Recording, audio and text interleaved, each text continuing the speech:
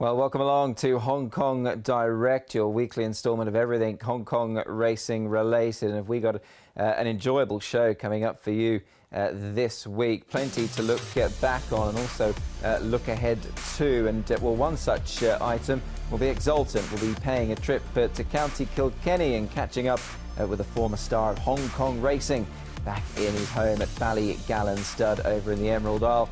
And Romantic Warrior will be looking back on last week's features, a big win in the Classic Mile, and not forgetting the Centenary Vase as well. Zabrowski taking that prize. So quite a bit to look back on from recent racing here in Hong Kong. But before we do that, we're going to pay a visit to Ireland, and Ballygallon Stud is the new home, or the returning home, if you will, of Exultant, a Hong Kong racing superstar. And earlier on this week, I managed to catch up with his new owners, Belinda and Alexandra Strudwick.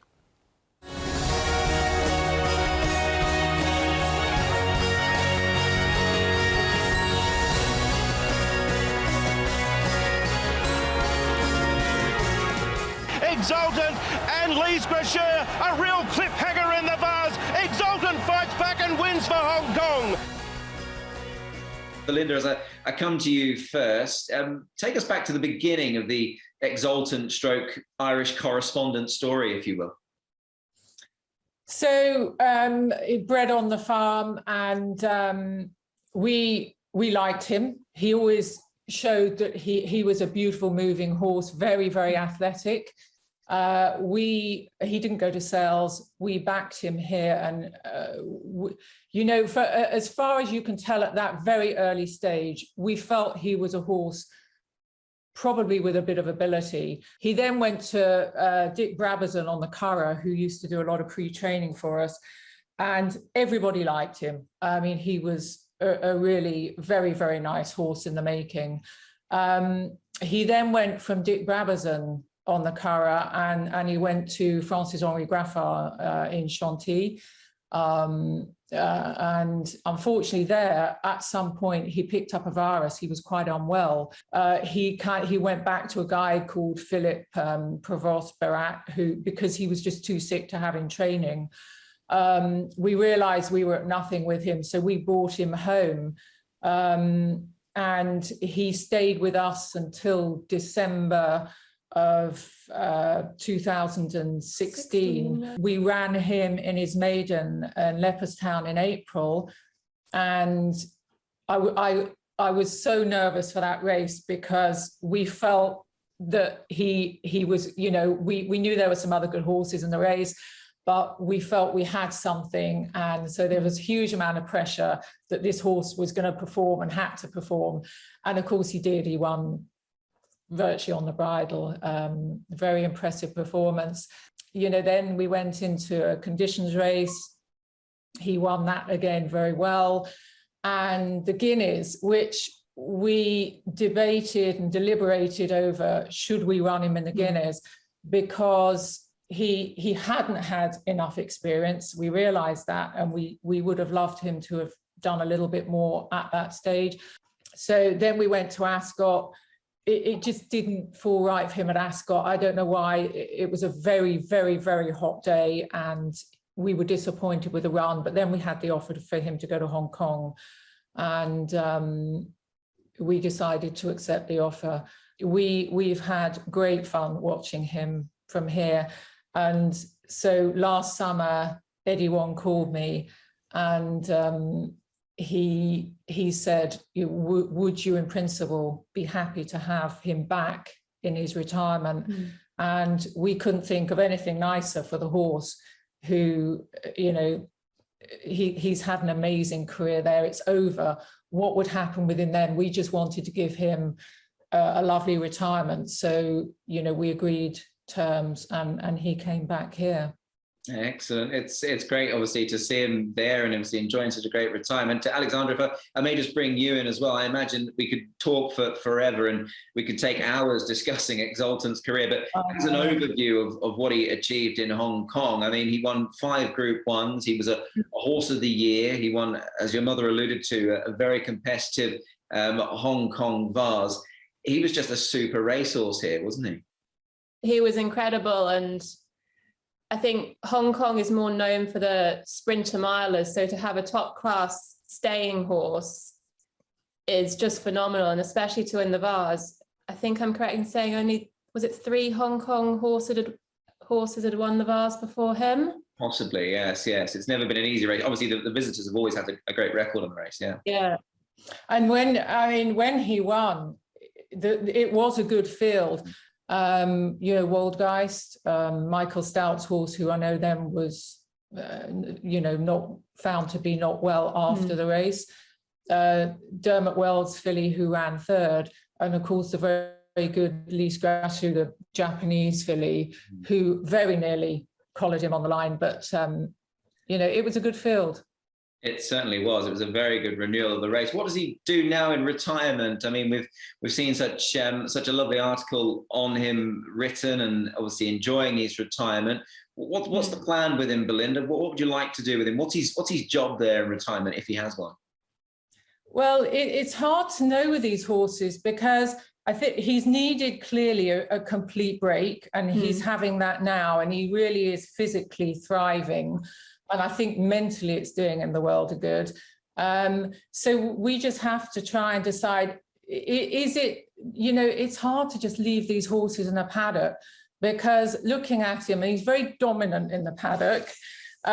He takes no truck from anything. So he thinks he's king, and he knows he's a pretty special individual.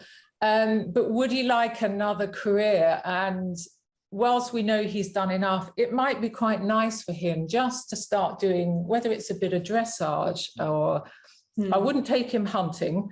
Having felt the strength on him on the end of a lead rein, I don't think I will have a hunting career on this horse, because hunting the Hong Kong Vase winner in County Kilkenny might be a bit dodgy.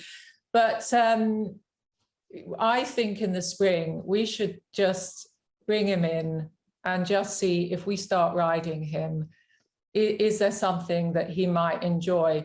When I was in England, I did a lot of eventing, and we used to take, quite a few horses out of Newmarket and retrain them. And we had 2 or 3, and they turned out to be exceptional eventers. So quite often these horses can go on and have, second careers and enjoy it as well. And I think maybe he might like the challenge of learning a new trade. So, and he's got such lovely paces. Yeah. I could see him retraining to do a little bit of dressage.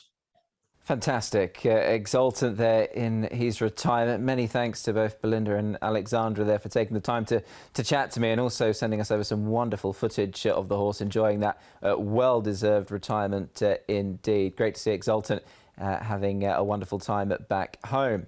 Did we possibly, though, unearth another potential superstar here in Hong Kong only last week? A couple of feature races now to look back on. The first leg of the 4-year-old Classic Series, and also the Centenary Vase. And it was a huge win from Romantic Warrior in the first leg of the 4-year-old series.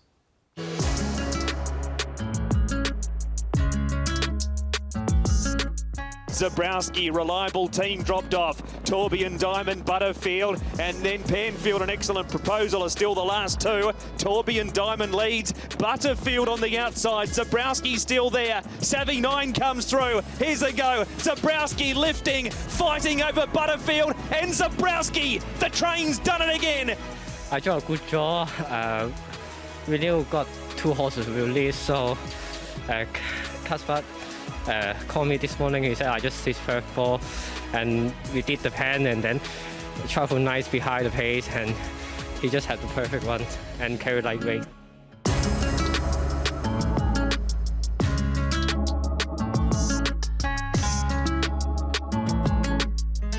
Romantic Warrior gets out. The Irishman's down the middle. California Spangle. Romantic Warrior's his danger. He's driving for Karis Tegan, and he's going to win the Classic Mile, the perfect 5. This horse is very easy to control, and he got a big heart.